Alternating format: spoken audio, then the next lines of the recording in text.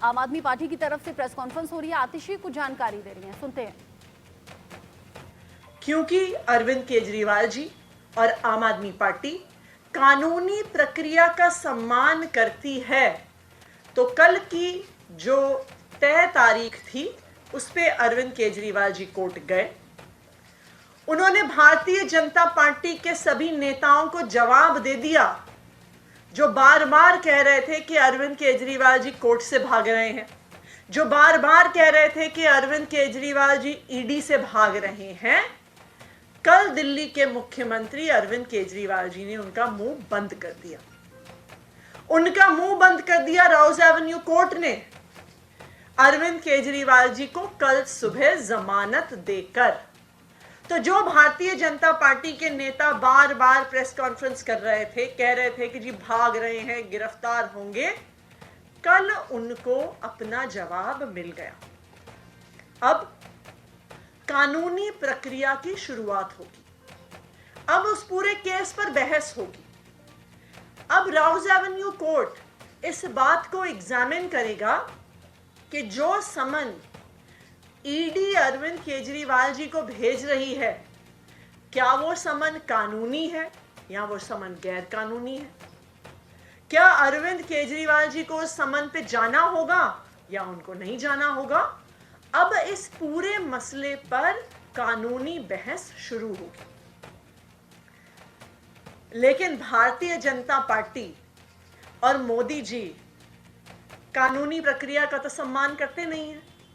वो इस बात का इंतजार नहीं कर रहे हैं कि इस कानूनी प्रक्रिया का क्या निष्कर्ष निकलेगा, कोर्ट क्या फैसला देगी। उनको कानून से कोई मतलब नहीं है, उन्हें इन्वेस्टिगेशन से कोई मतलब नहीं है, उन्हें जस्टिस से कोई मतलब नहीं है, और उन्हें इन्वेस्टिगेशन से, जांच से सच्चाई क्या है ये पता चले, इससे कोई मतलब नहीं है। प्रधानमंत्री नरेंद्र मोदी जी को सिर्फ एक चीज से मतलब है कि किसी ना किसी तरीके से चुनाव से पहले अरविंद केजरीवाल को जेल में डाल दो, अरविंद केजरीवाल को कैंपेन करने से रोक दो। सिर्फ यही प्रधानमंत्री नरेंद्र मोदी जी, उनकी भारतीय जनता पार्टी और उनकी ईडी और सीबीआई का एक इकलौता मकसद है।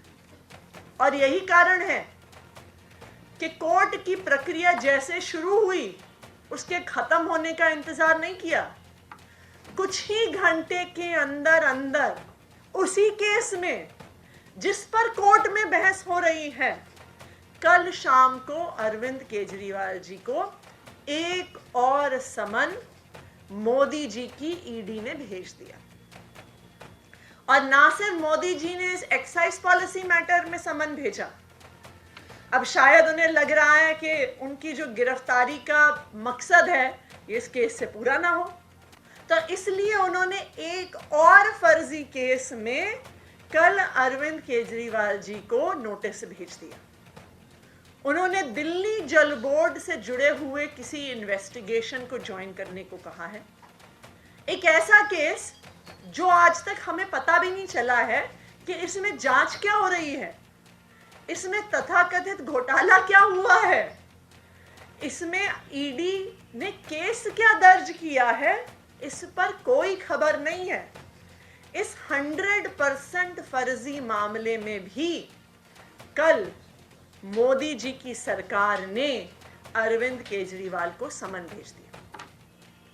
तो क्या सीक्वेंस ऑफ इवेंट्स है कि अरविंद केजरीवाल जी कोर्ट जाते हैं, कानूनी प्रक्रिया का सम्मान करते हैं, कोर्ट उन्हें बेल देती है और समन लीगल है कि नहीं है उसको एग्जामिन करना शुरू करती है, लेकिन मोदी जी उसका वेट नहीं कर सकते हैं। मोदी जी इंतजार नहीं कर सकते हैं कि कोर्ट अपना फैसला देगी। उन्होंने शाम को ही अरविंद केजरीवाल जी को 2 और समन भिजवा दिए। ये क्या है, ये कैसी गुंडागर्दी है।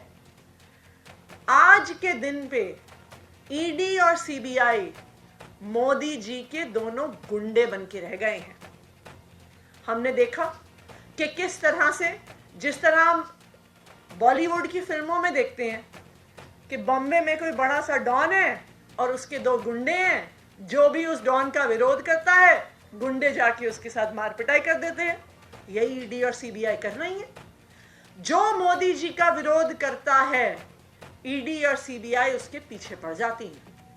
हमने देखा है कि एक एक करके इन मोदी जी के इन दोनों गुंडों ने किस तरह से विपक्ष की एक एक पार्टी को टारगेट किया है, विपक्ष के एक एक नेता को टारगेट किया है।